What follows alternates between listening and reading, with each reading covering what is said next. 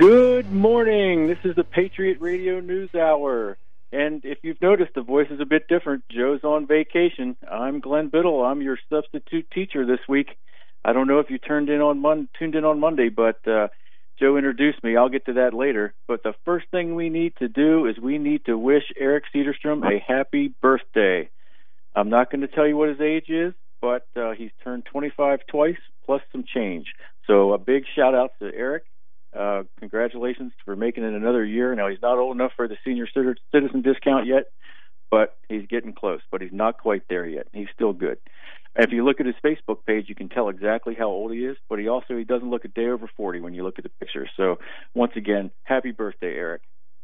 On Monday, I was on with Joe, and he introduced me, and I just want to go over that real quick. I'm a teacher from Maryland. I found this show by accident. I found kindred spirits, fellow tinfoil hat wearers, and we're all the crazy uncles in the room at the corner on Thanksgiving and Christmas, and I feel at home with these guys. So listening to that show at first with Eric and Joe, they crack me up. Sometimes I'd have to pull off the road listening to the podcast on the way home from work because they just say the funniest things.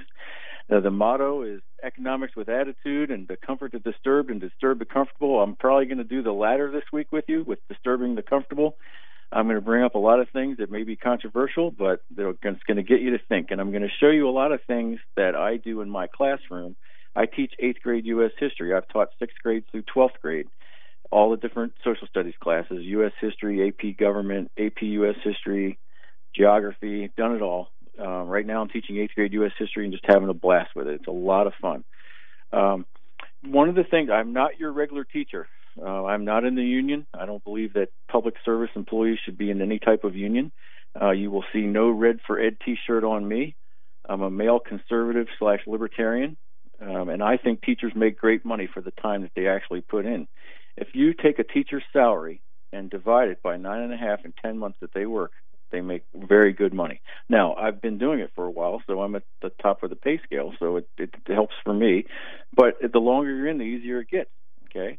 I'm also a 24-year military veteran. I retired back in 2006. I spent 18 years in the Army and 6 years in the Air Force, and I made it over to the sandbox right after 9/11, and that was interesting. But it definitely shapes your opinion, and you definitely see the world differently after you've gone over there and served a stint or two. Okay, our special today, great special. We have $2.50 gold Indians at $255, the same ones as yesterday. And we also have some really nice culled peace dollars. They're heavily circulated condition. They're not going to win any prize at the county fair, but they're also not bad coins. They're decent coins to own. And they're $355 a roll, and that works out to $7.75 each. And we have as many rolls as you want on those. We have about 75 or so left of the $2.50 Indians. Those are really nice fractional material. They're great to have for bartering, and a really good price on those. We don't get those a lot, and just a neat coin. The Indian's a really cool coin. So that's special. So our numbers here, 800-951-0592 and allamericangold.com. And just so you know, the website or the streaming now up in Colorado is working. All you have to do is go to shoutcast.com, and do a search for the American Freedom Network, and there will be a button on the All American Gold site at some point, so you can do that, and then they're going to reconfigure it up there on the website up at KHNC. So you can definitely stream the show up in Colorado. Those guys are doing a great job. Jason and Brian, they are tearing it up. I think Jason's going to be on with me Friday. We're going to do a little game show in the second segment. It's going to be a lot of fun. Okay. Now let's move on. I'm from Maryland, so I want to kind of tell you a little bit about what's going on here in Maryland. This is an interesting state. Okay. We are a blue state, and we have half of the swamp in my state. People are leaving Baltimore in droves, and the ones that are still alive because it's so dangerous there.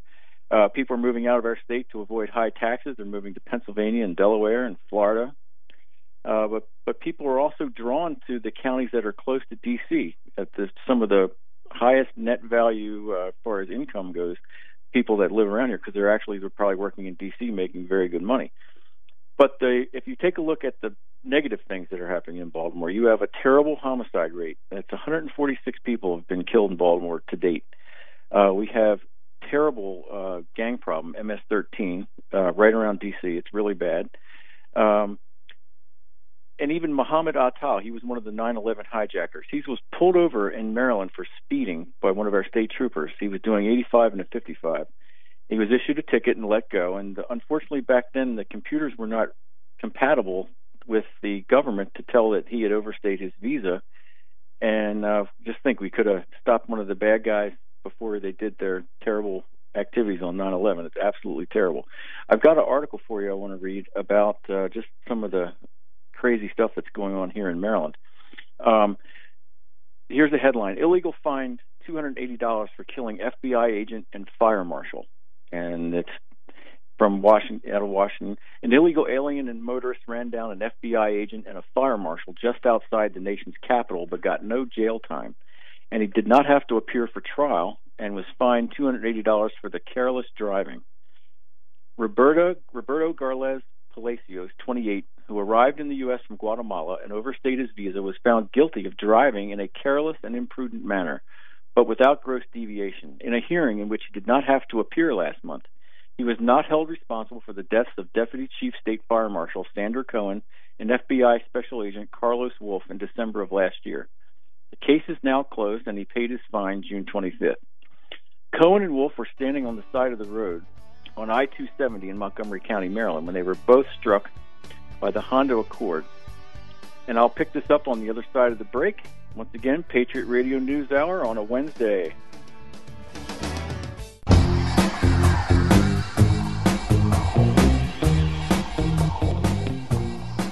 (800-951-0592). That's the numbers to get into Wendy and place your order for a special. And remember, today we have the $2.50 gold Indians at $255, and we have the cold peace dollars at $355 a roll. Remember, they are in heavily circulated condition. Just imagine the history behind those peace dollars there. How many drinks of whiskey did they buy, or how many poker games were they involved in? Just really neat material to have. I'm a silver guy. I know Joe's a gold guy, but I love silver. You can stack a ton of it. You look like a king when you go to look at all your holdings. It's just really cool. So getting back to the story we were talking about, I'll read the headline to you again. It says, illegal fined $280 for killing an FBI agent and fire marshal. And this just shows you how crazy Maryland is. We are a sanctuary state.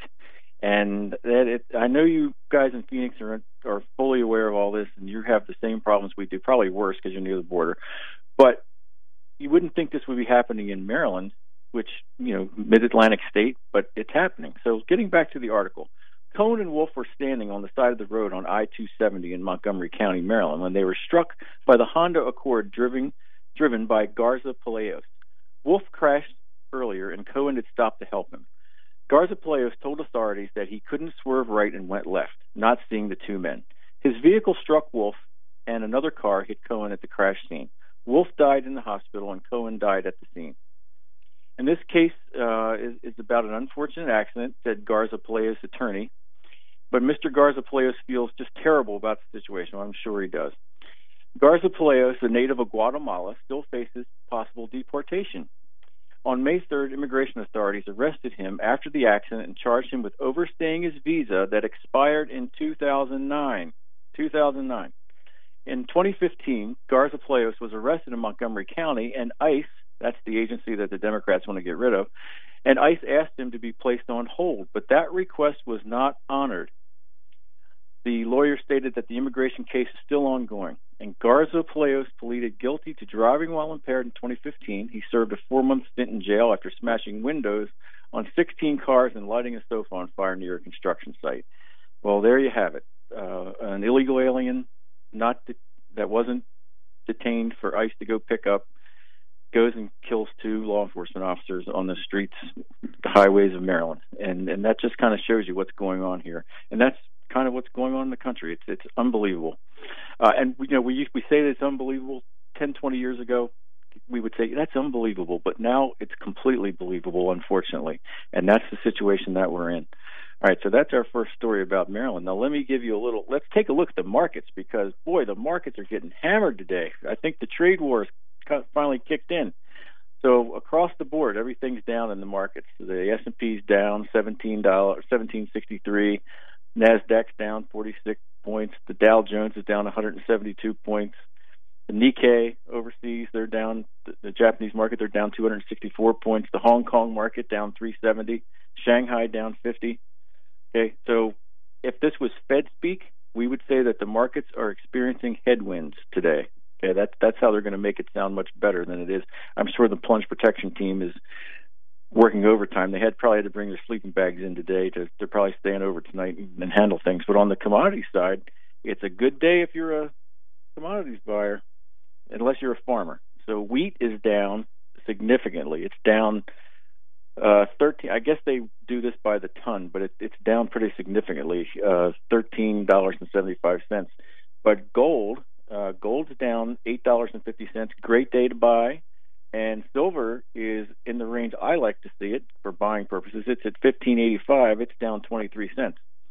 So they sometimes say silver is the poor man's gold, but you know what? You can't go wrong with that. Tomorrow I'm going to read you a story about the Wizard of Oz, which is kind of deals with the gold and silver standard. You know, it's not just a children's movie. And because I promised Joe that I would do some historical stuff since I'm a history teacher, so we'll get into that tomorrow. Now, while we're talking about this, let's talk about what's on the website, because you people have homework. Just because school's out for the summer doesn't mean you have your school's not out. So we have some homework. It's up on the website, allamericangold.com. You just go to the news section, and we have the USA debt clock. I want you to click on that and take a look at it. This homework won't take you long. There's a 30-minute video I would like you to watch called IOUSA. It shows you what's going on with the country's finances and how in trouble we are financially as far as debt. There's a Fed chairman game, and this is a lot of fun. This is an interactive website you can go on that the Fed, I don't know why the Fed even has this up anymore, because you can game the system to show just how bad the Federal Reserve has screwed things up. What you have to do is go on there, and you're the Fed chairman, and you have to keep the economy within certain parameters. You have to keep it below 5% unemployment. You have to keep the inflation rate at 2%, the targeted rate of 2%. So what you can do with this game, it's a lot of fun. I was talking to Joe about this yesterday. I said, you can go on there and you can click the Fed funds rate down to 0 and just watch what happens. Because look at what happened after the 2008 crisis.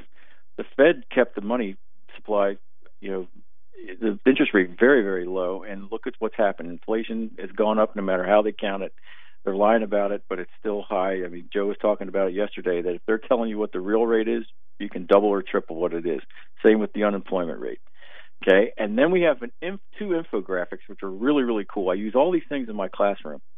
One is what does $1 trillion look like? And it's stacks of $100 bills, and they end up on pallets, and then they end up stacked really high. So it's $20 trillion of debt. This is from 2017. Our current debt's $21 trillion. But if you look at the infographic, it's actually really, really cool because it just shows you what the debt looks like when it's stacked up. And this really opens kids' eyes to what the debt is. And then we also have a really cool visualization of all the gold that's ever been mined. Remember, Joe has told you that all the gold in the world that's ever been mined will fit in an Olympic-sized swimming pool. And it shows you exactly what that looks like. So that's your homework. It's due Friday, so I'm going to give you a couple days to do that. And they're all up on the website, allamericangold.com. You just go on there and take a look at those links. And we'll get back to those a little later today if we have time. Okay, so looking at the markets, rough day if you're in the paper market, good day if you're in the hard asset market if you want to buy. So give Wendy a call. She's manning the phones this week. I know I just talked to her this morning. She's out packing up in the back room, packing up all the metals program packages to send out. And while we're talking about the metals program, this is a great month to start fresh with the new quarter. So you can get into the metals program.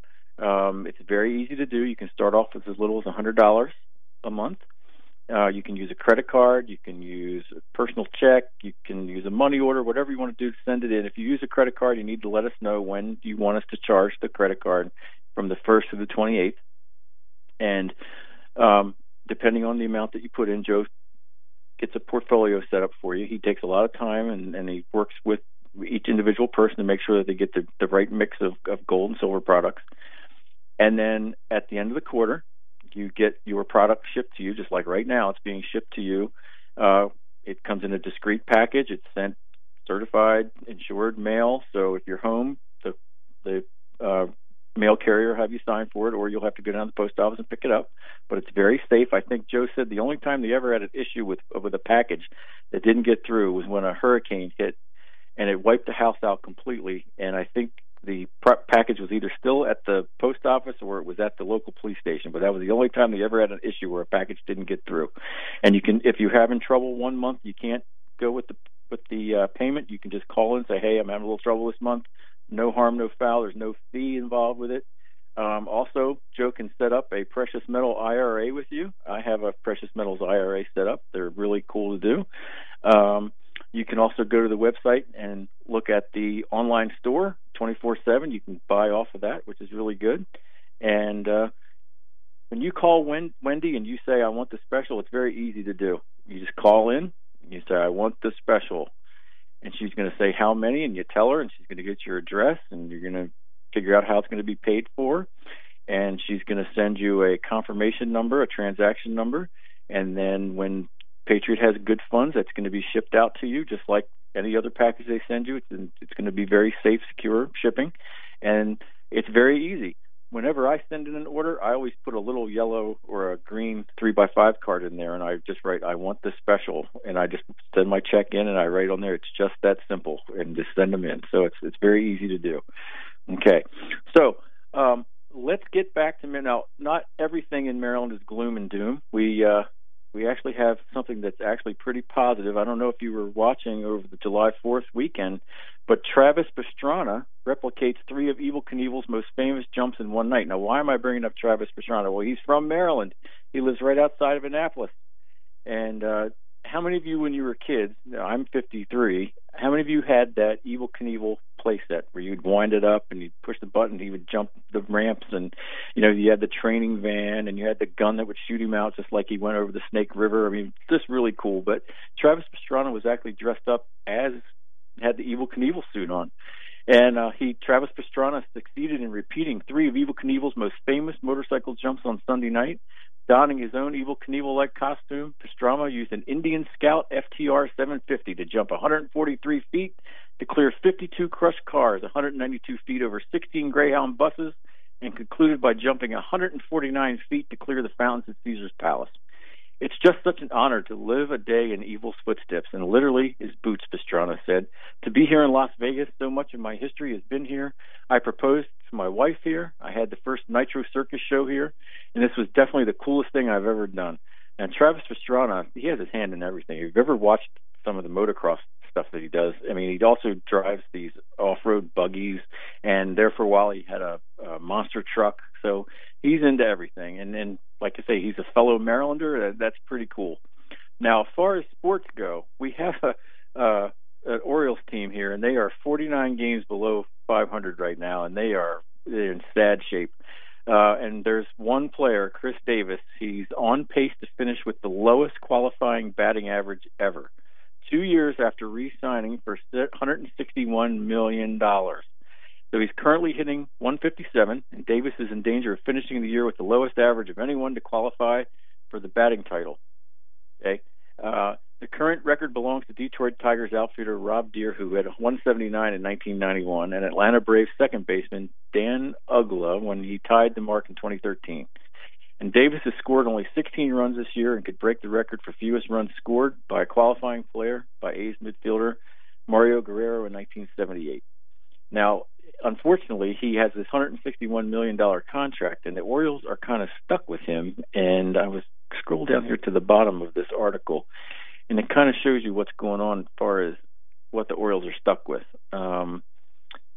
Let's see. He hasn't been benched yet, but Davis will continue to earn his salary through. He'll make about $42 million in deferred money and pay without interest until 2037. So this guy he's doing terrible. He should be back in the minor leagues or benched, but what a mess. Okay, not a good investment there by the Orioles. So that's our Maryland news. Now let's take a look at, let's see, once again, we mentioned our special, great special today, the $2.50 Indians, great deal fractional material, and also our cold piece dollars in heavily circulated condition, $17.75. Now, once again, homework, due Friday. Now, we talked about the markets. Now, I want to talk to you real quick about, we have the Chinese, okay? These guys are something else. We're in this trade war, okay? Here's the headline. They go low, we go high. China quotes Michelle Obama and sees darkest hour for the world. This is from Zero Hedge. Okay, China is now officially part of the anti-Trump resistance. Readers will recall that on Saturday, among the various responses by Chinese officials to the launch of a trade war by the U.S., we quoted Frank Ning, chairman of the state-owned Sinochem Group, who said that what Trump is doing is more than crazy in reference to Trump's tariffs. The biggest victim from a trade war will be the one who initiates trade protectionism, Ning said at the APEC China CEO Forum in Beijing. But the punchline was Ning's closing remarks, in which he cited Michelle Obama's 2016 line from the last U.S. presidential election campaign, "When they go low, we go high," a phrase that was subsequently adopted by Hillary Clinton, and that was used in her. Okay, so we'll come back to this after the break. It's halftime on a Wednesday, Patriot Radio News Hour. Call Wendy and get the special. This is the Phyllis Schlafly Report, a daily broadcast delivering a conservative pro-family perspective since 1983. As an author, speaker, and the founder of Phyllis Schlafly Eagles, Mrs. Schlafly spent an astounding 70 years in public service, protecting and defending the Constitution, the unborn, and America's sovereignty. Following that legacy, here's the president of Phyllis Schlafly Eagles, Ed Martin. Social media had a field day this spring with a photo that appears to show the Trump administration keeping migrant children penned in cages along the U.S.-Mexican border. The viral photo shows two Hispanic children sleeping on a concrete floor behind a chain-link fence. Any news report that confirms what you already believe to be true is said to be too good to check. In this case, this photo seemed to corroborate what the media falsely believes about our president. "Look at these pictures," tweeted former President Obama chief speechwriter Jon Favreau. "This is happening right now, and the only debate that matters is how we force our government to get these kids back to their families as fast as humanly possible." The photo was retweeted by other anti-Trump personalities, including Shaun King, a notorious Black Lives Matter activist, and Linda Sarsour, the radical Muslim activist who co-founded the Women's March. Donald Trump, as usual, had the last laugh on his critics. The photo was actually taken in June 2014, when Barack Obama was president.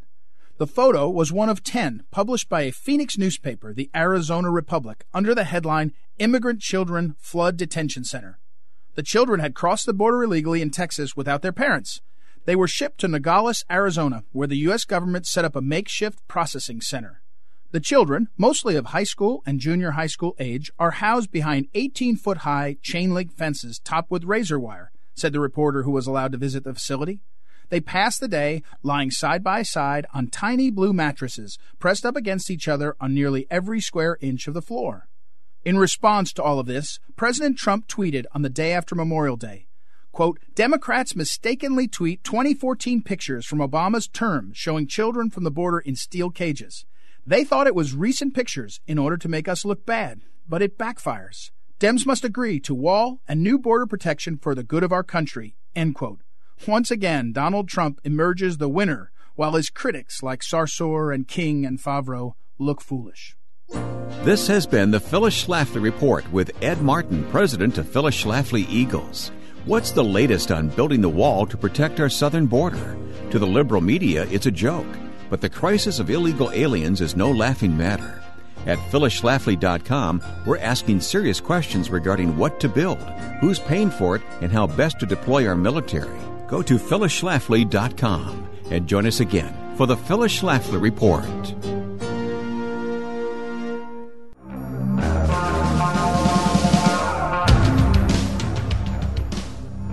And welcome back, Patriot Radio News Hour, 800-951-0592. I hope you like that bump music I sent to Ramon.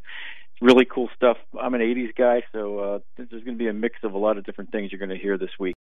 Okay, so getting back to our article, we're talking about the Chinese and their response to the trade war. And as we see today with these markets, there's definitely a trade war going on.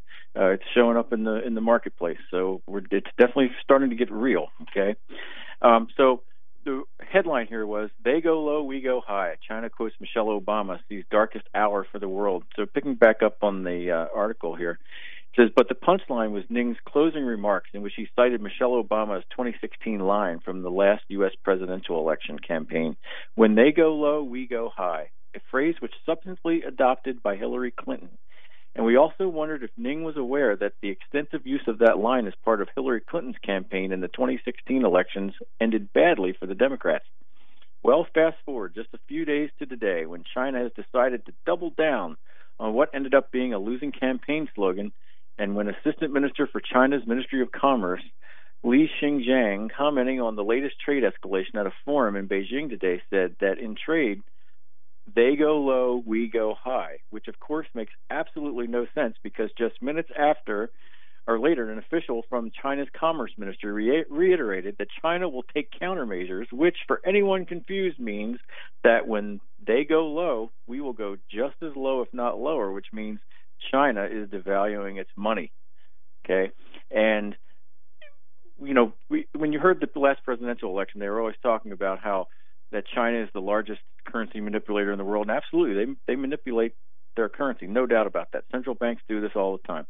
The United States is also a huge currency manipulator because our Federal Reserve is baking into the cake every year 2% inflation. And I was talking with Joe about this on Monday. If you just do the simple math of this, 2% a year for 10 years is 20%. And we always go back to and this is such a great example. I use it in my classroom all the time. Joe uses this a lot.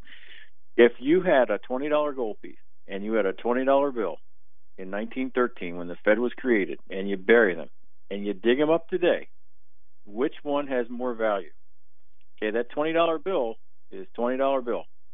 That $20 gold piece, yes, the face value is $20, but if we look at the market today, you're looking at $1,246. Now that shows you it's not that the gold got any better.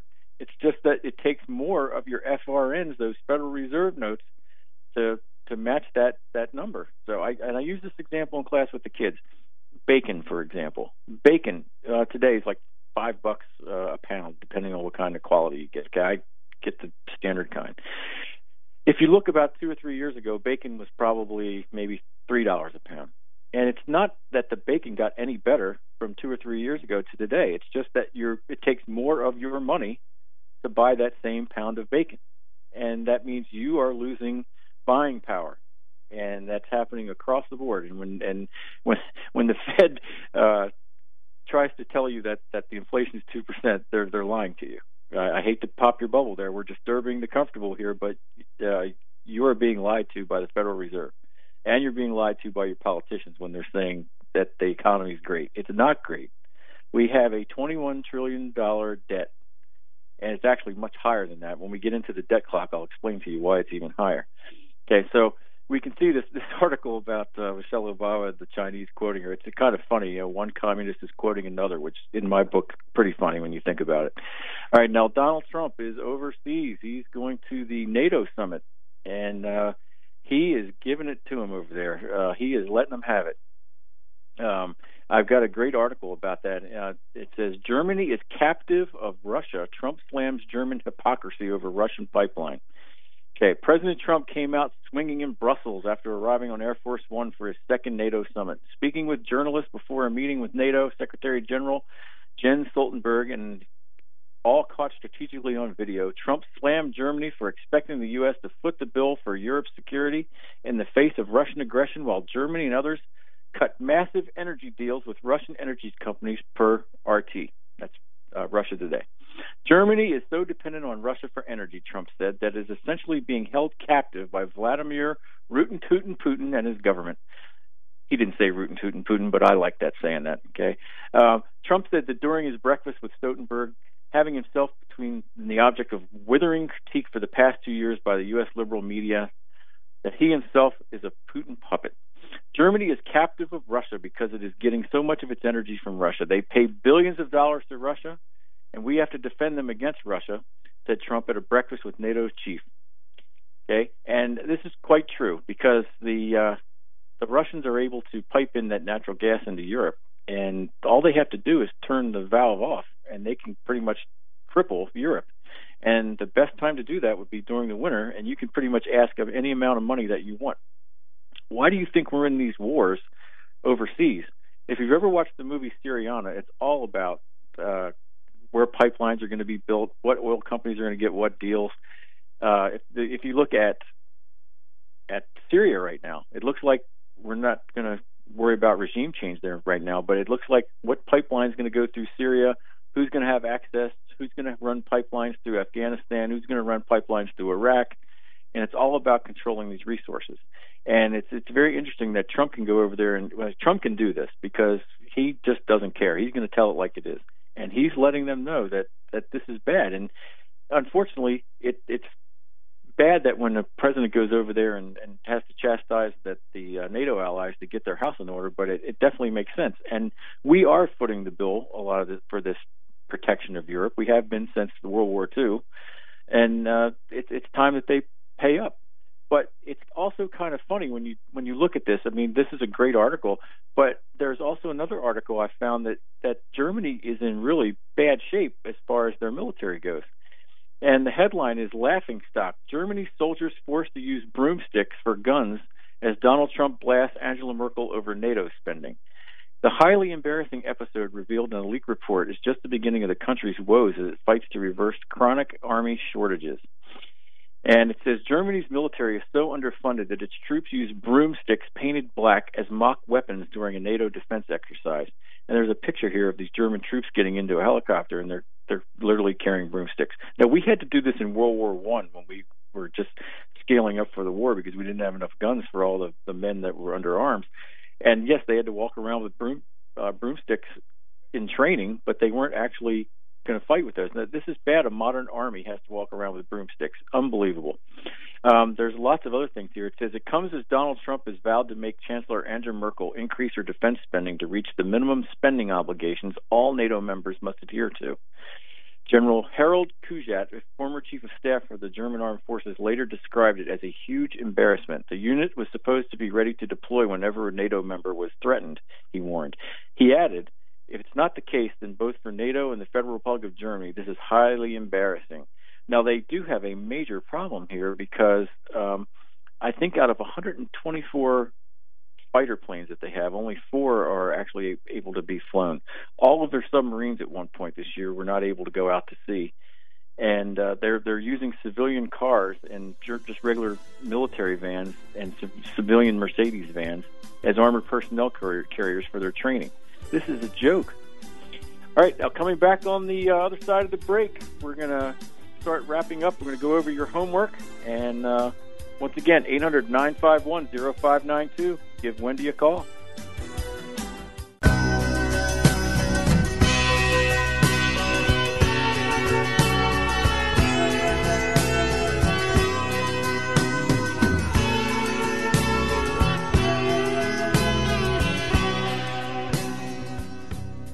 And welcome back, Patriot Radio News Hour, 800-951-0592. That was the wreck of the Edmund Fitzgerald. I don't know if you know the backstory behind that song, but it was a terrible shipping accident. And Gordon Lightfoot, who's who came up with that song, was on an airplane and read an article about that terrible sinking, and wrote the song while he was on the airplane. And obviously, whenever you hear that song, you have to just listen to it. Just a great, great song. It captivates you. Okay, so I've got a great article here. It talks about three phrases bosses use when they want to fire you. Now, yesterday Joe was talking about that BMW plant down in Spartanburg, South Carolina. That BMW's made a deal with China that they're going to make more cars over in China. So if I were paying attention, I would think that if I were the people that are working at that Spartanburg factory, that maybe my job's going to be going away. But it says getting fired may conjure dramatic scenes of tears, shouting, and phones being slammed down. But according to a best-selling management author and CNBC contributors, Susie Welch, most real-life terminations look nothing like the ones on TV. Remember The Apprentice when Donald Trump would fire you? You're fired. And you just walk out of the room. Okay, there's rarely boardroom drama or public display, Welch tells CNBC, and there's never tense music. Nope. In real life, being let go tends to be a rather quiet affair. In fact, sometimes the warning signs are so subtle that many people don't even realize they're in imminent danger. But if you pay attention and listen closely, you can often see the writing on the wall. If your manager uses one of the following three phases, which warns you you might be about to get fired. The first one, could you put that in writing? Being asked to put something in writing could be a red flag that your boss is gathering all the materials they need to justify firing you. The minute a boss asks you to document anything, Welch says, they are stuffing your folder to facilitate your termination process. Number two, I think we should bring HR into this. If the presence of a human resource representative is ever requested to deal with a situation, Welch says you should be very afraid about your standing with the company. The minute you have trained professionals in the middle of conversations with your boss or colleagues, think divorce attorney, she says, understanding that HR is in the room to start the negotiation towards a conscious uncoupling. Number three, you're not a good fit. Companies today are looking for more than just talented workers who can get the job done. They're also looking for employees who can mesh well with an organization's mission, culture, and values.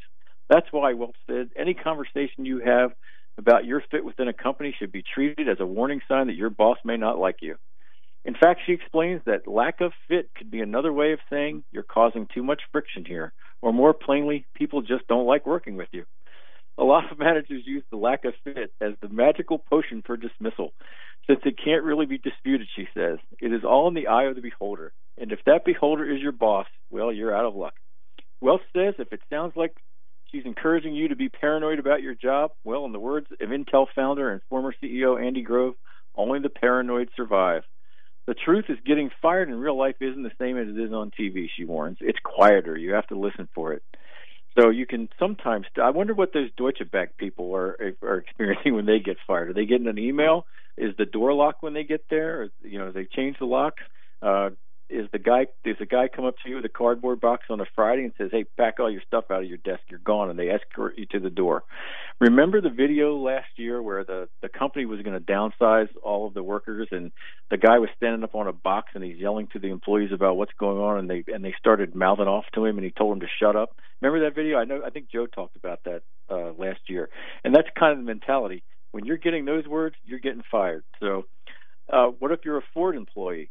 If you're working on the car line, I think your days may be soon over, because they're switching to production of a very few cars and just mostly trucks, and a lot of that stuff is moving to Mexico. So you got to be careful. Okay, so just in case, remember those three things. Okay, first one, could you put that in writing? Number two, I think we should bring HR into this, and then number three, you're not a good fit. So that's what you have to look out for. Okay, now, these are the costliest states to be caught speeding. Now, I know Joe talks all the time about how Arizona has just very costly DWI or DUI fines. And, it could be $10,000 or more. So it's cheaper to take the Uber. I've got this off of Zero Hedge today, and there's a really neat map that shows you it's color-coded. Dark blue shows the worst states. Arizona, you are one of those, unfortunately. And my home state of Maryland is pretty bad. It also lists Delaware as bad. When I was younger, I was always heard that if you got pulled over in Delaware and you were out of state, if it was a big fine, you got hauled into the magistrate and you didn't leave until you paid the fine. So you had to figure out how to do that. So that's pretty rough. Okay, so let's take a look at this article. Until self-driving cars completely take over for humans, something that could still be decades away, police will probably continue to hand out speeding tickets, which are an important source of funding for many departments struggling with shrinking budgets. But surprisingly, the cost of receiving a speeding ticket can be vary significantly from state to state. According to a report from Wallet Hub, Delaware and Colorado are the most expensive states to be caught speeding in or driving recklessly. And Arizona and New Mexico and California weren't far behind. Well, I was in Delaware yesterday going to the beach. I always make sure I go the speed limit. Jason and Brian, Colorado, be careful, guys. Drive the speed limit. Okay. But when it comes to the highest cost that drivers face, Oregon issues the heaviest fines for reckless driving, topping out at $6,250 in the report found. on the cheaper end of the spectrum, Kentucky, Mississippi, and New Mexico and Ohio issue the lowest tickets for moving violations at $100. The average maximum ticket cost driver is $845, up 14% for 2015. Now, it's kind of interesting. They also talk about how the CPI doesn't count this into any of the findings here. It also says, unsurprisingly, Texas was the most permissive state when it comes to fining drivers for speeding. So there's some states out west you can drive as fast as you want during the day, and at night, there is a speed limit. But sometimes they say drive as fast as you think safe out west, and that's kind of neat. So I just thought I'd pass that along to you. All right, let's talk homework. Okay, so if you go to the website, allamericangold.com, there are 5 things actually I had Ramon put up. The first one is the USA debt clock, and this one's really, really cool. When I show this one to my kids, they freak out. And we'll pick this up after the break. We're almost done on a Wednesday, Patriot Radio News Hour. We'll see you on the other side.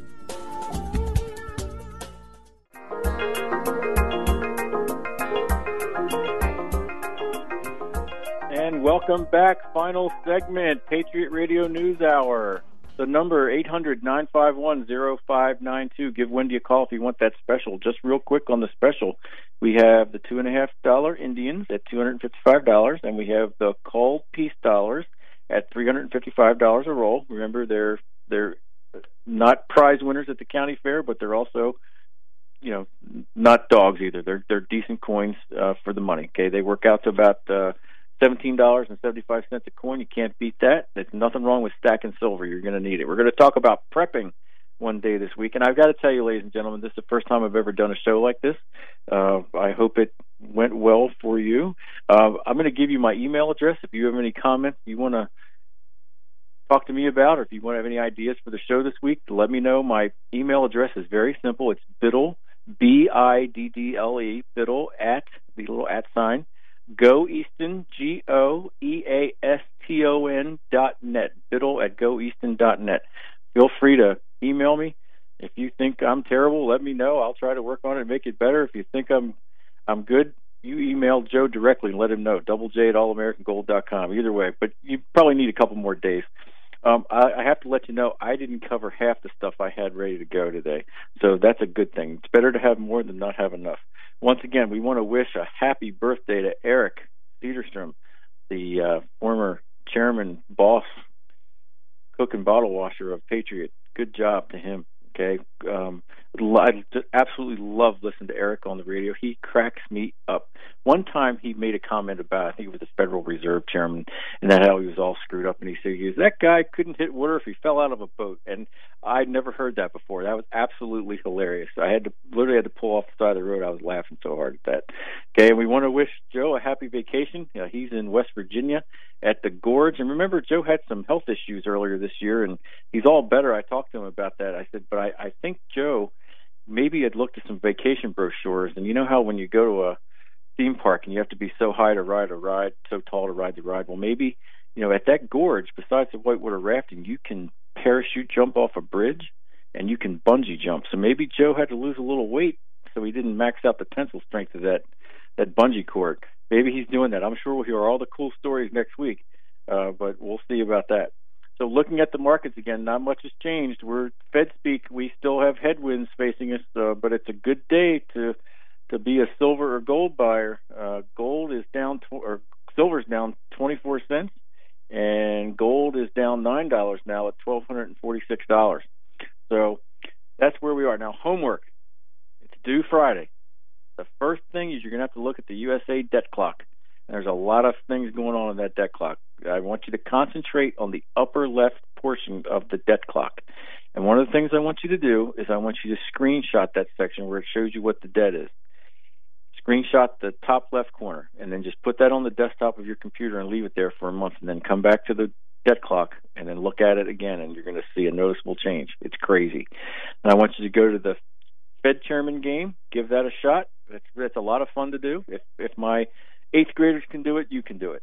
Okay, then take a look at the IOUSA 30-minute version, the little video there, and I want you to take a look at the 2 infographics. One, what does $1 trillion look like? U.S. debt visualized stacking $100 bills.